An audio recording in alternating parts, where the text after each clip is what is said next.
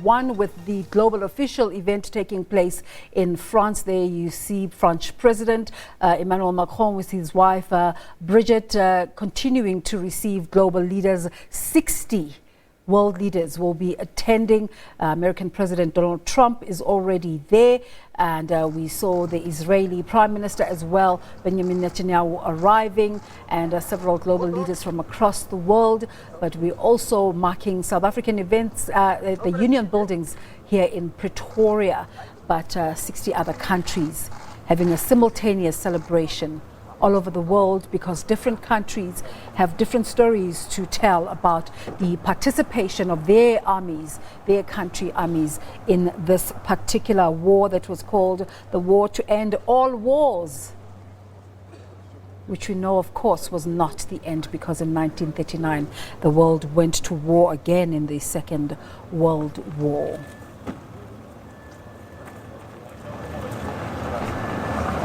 There you see African presidents, African leaders are also arriving for this commemoration. Solstice Day, this is when the initial agreement to end the war, when Germany agreed to stop all hostilities, was signed, with the eventual agreement, the Treaty of Versailles, being signed in June of the same year.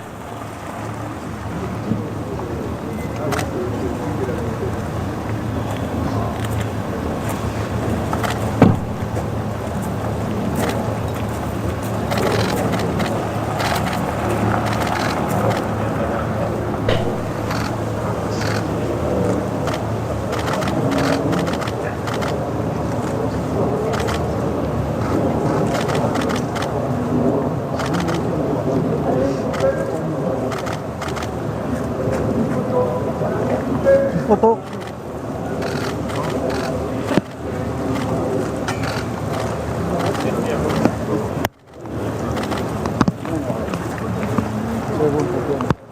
C'est moi, oui.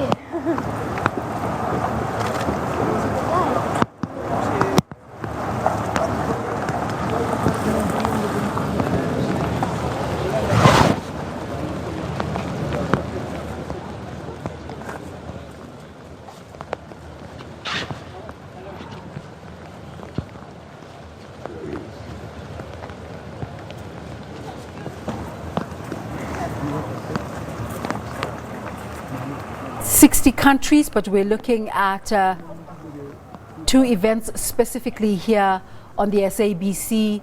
The event at the Arc de Triomphe in France, which is the global official event, and also events in Pretoria at the Union Buildings, where Sipho Stuurman continues to give us crossings, speaking to different veterans.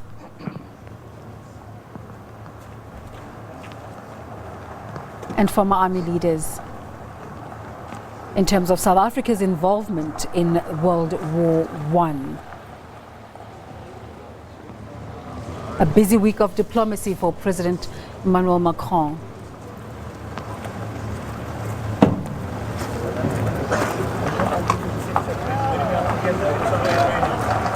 The weather must be a bit chilly there as you see the different leaders dressed in their coats.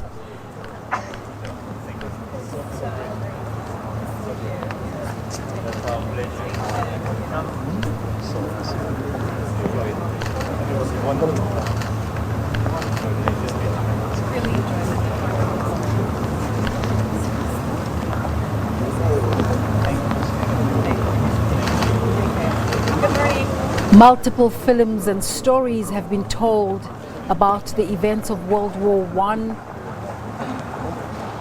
combined with World War II, but in South Africa mostly it's about the involvement of the South African army, and the great story to come out of there was that it was a multiracial army and people were recognized not because of their race but because of the valiant behavior they displayed and patriotism that they displayed in fighting for peace in the world.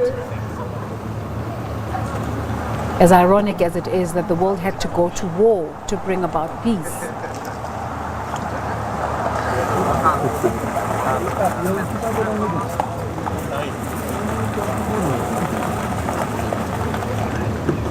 World leaders there descending on France to join the French president in marking the end of World War I. And this event came about as a result of Germany agreeing to lay down arms. And as you remember yesterday, President Macron and current president of France, Ms. Angela Merkel, also holding commemorative events to mark this day.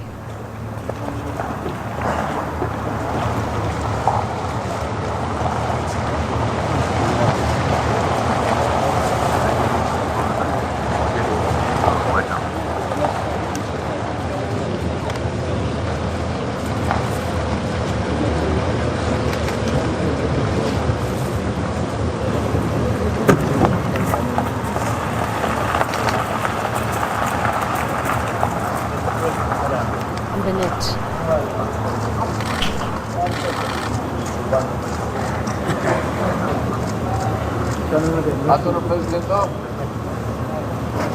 Photo, photo. Attends, va.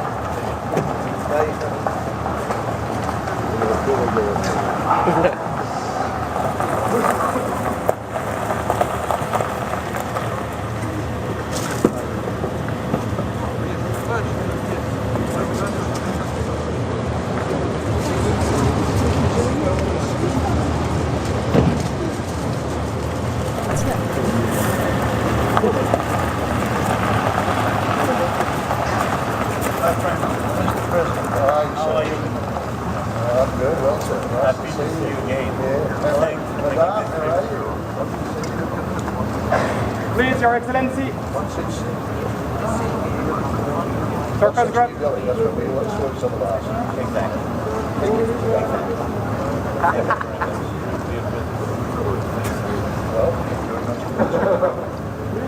Please, circus grab. Please. We're watching events from the Arc de Triomphe, where French President Emmanuel Macron is receiving world leaders, about 60 world leaders arriving there. But on a split screen, we're also watching events at the Union buildings in South Africa, where veteran soldiers are also marking this day. In South Africa, it's called Remembrance Day, and about 13,000 soldiers died in this war. In terms of the South African tally. But another tragic story that came out of this event for South Africa was the sinking of the SS Mendi. The soldiers on that ship had not arrived yet. A centenary of the tragic sinking of the SS Mendi warship. A total of 616 South African soldiers losing their lives in that one event. The vast majority were black soldiers on their way to help the British government in World War I. Among them were some of the Amampondo's finest warriors. A tragic accident on the 21st of February 1917. The Mendi was struck by the SS Darrow, traveling at full speed. When the Darrow struck the smaller vessel, it almost broke the Mendi in half. The Mendi sank in just 20 minutes. The men in the freezing water died quickly. Democratic South Africa honored them. And in 2003, South Africa's civilian order for bravery was renamed the Order of the Mendi. In August, Minister Theresa May handed the bell of the SS Mendi back to South Africa. You'll remember on the trip of hers when she was caught on social media dancing along with South African dancers. But those are some of the events to have to come out of World War I. In terms of country-specific events, I imagine all the other 60 countries attending today have their own national stories to tell in terms of how they were affected by World War I.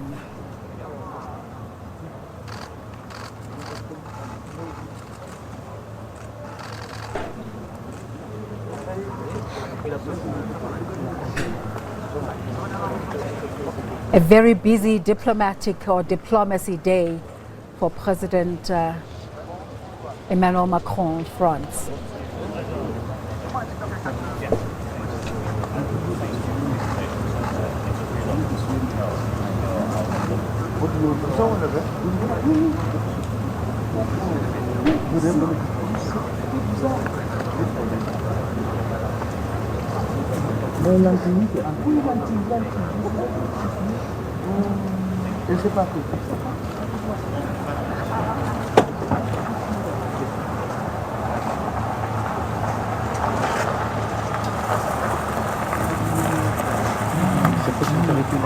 Oui.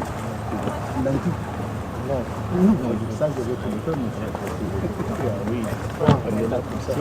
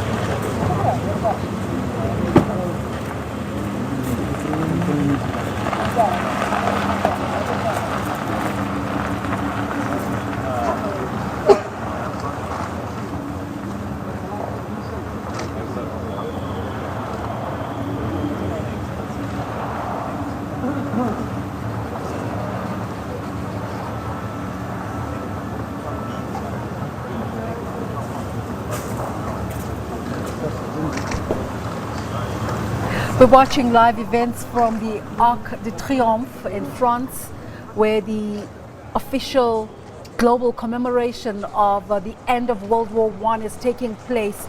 The leader of France, Mr. Emmanuel Macron, with his wife, Brigitte, receiving the global leaders, almost 60 global leaders who are arriving there. South Africa is represented by Minister Nosiviwe Mapisa-Nqakula, the Minister of Defense, in the absence of President Cyril Ramaphosa, who this weekend is attending to party events and activations in the Eastern Cape as part of the Tumamina campaign.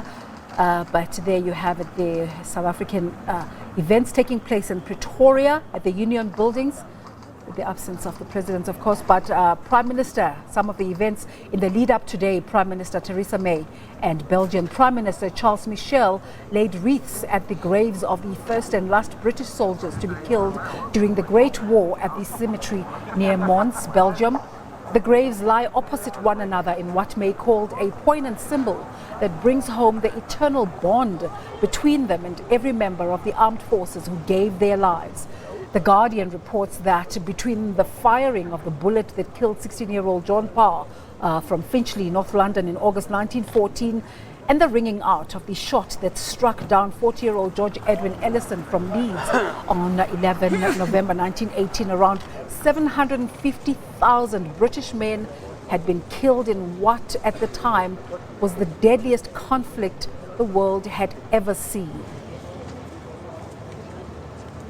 Another very relevant event that took place yesterday, the French President Emmanuel Macron and German Chancellor Angela Merkel marked the centenary of the end of the First World War at a special ceremony at Compiègne in the woods north of Paris. The two leaders embraced at the unveiling of the commemorative plaque at the site of the railway carriage where military leaders signed a ceasefire on the 11th of November 1918. You will remember that the end came as a result of Germany agreeing to lay down arms. Now, following of the laying of wreaths at the minute's silence, Mr. Macron and Mrs. Merkel entered a replica of the carriage where the document was signed, the solstice document was signed, to sign a book of remembrance.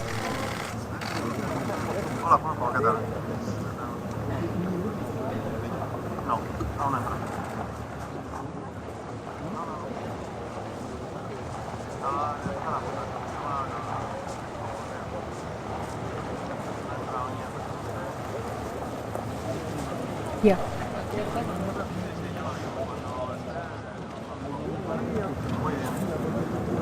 As we've mentioned before, 86 world leaders joined by South African delegation led by Defence Minister Nosiviwe Mapisa-Nqakula are in France for the commemoration.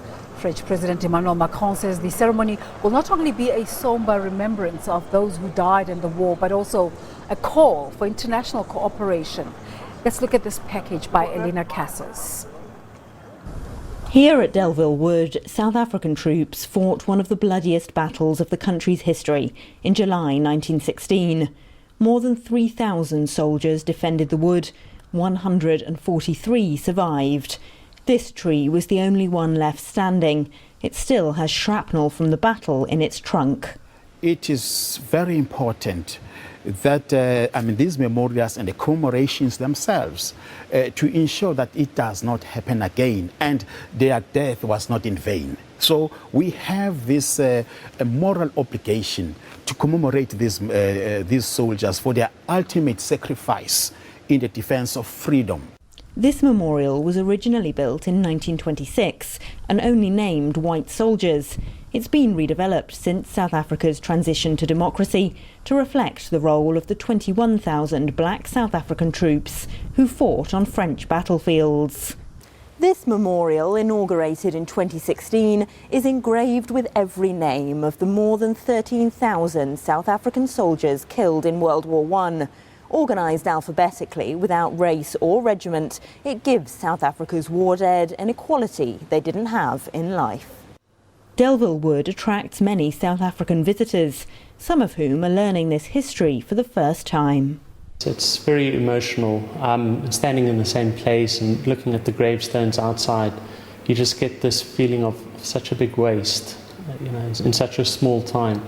If you think about it in today's standards, it's almost unthinkable that you have so many people die. On Sunday, a South African delegation will join 86 world leaders at Paris's Arc de Triomphe to commemorate those millions of war dead. Donald Trump and Vladimir Putin will be among them. French President Emmanuel Macron sees the ceremony partly as an explicit rebuke to those world leaders whose divisive rhetoric, he says, has left the world order more fragile than at any time since the 1930s. Macron says the commemoration aims to honour the dead and remind the world of the consequences of conflict. Elena Casa, SABC News, Delville Wood in the Somme, France. All right, let's now take a look back to that sad moment when many black Africans perished in the English Channel on their way to join the Allied forces in Europe during the sinking of the South African warship, the SS Mendi. Let's take a look.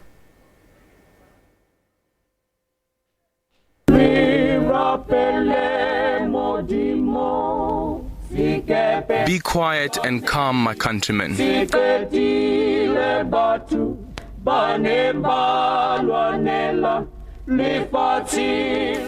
What is taking place now is what you came here to do. We are all going to die.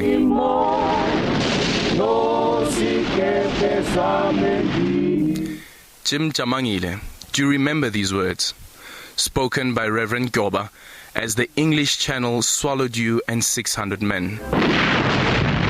The tragic tale reverberates like rattling rifles at war. Despite this, there was no surrender as many took on your boots. That was a very unpleasant night to all the inmates of SS Mendi.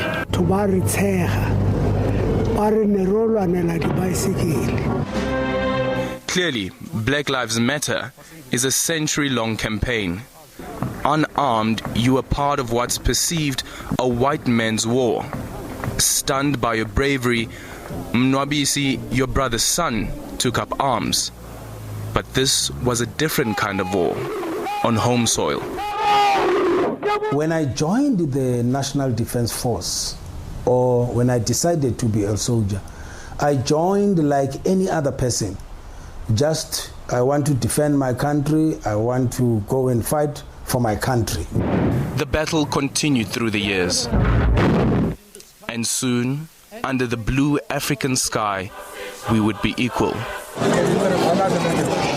Jim Jamangile, your sons and daughters from either sides of the battle line stood guard, ushering in the commander-in-chief. It's a new political landscape. And to oppose all that may harm the Republic. But the murky political waters would take the Republic by storm. I've taken the decision to resign as President of the Republic. Despite the resignation of their commander-in-chief, your sons and daughters stayed true to the task at hand, protecting our borders and our neighbors, and at times paying the ultimate price.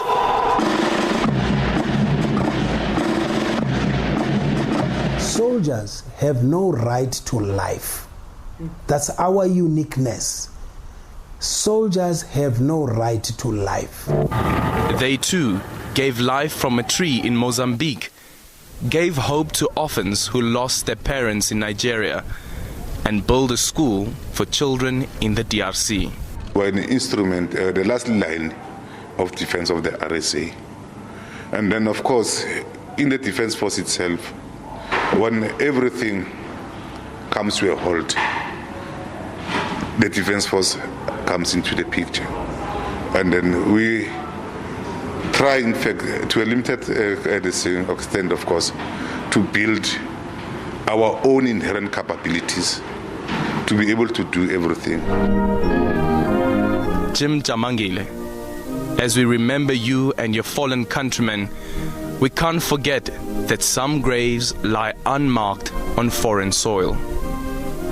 To you and your descendants who remain faithful to the Republic, we say, salute. Studio, the CEO of Business Leadership South Africa.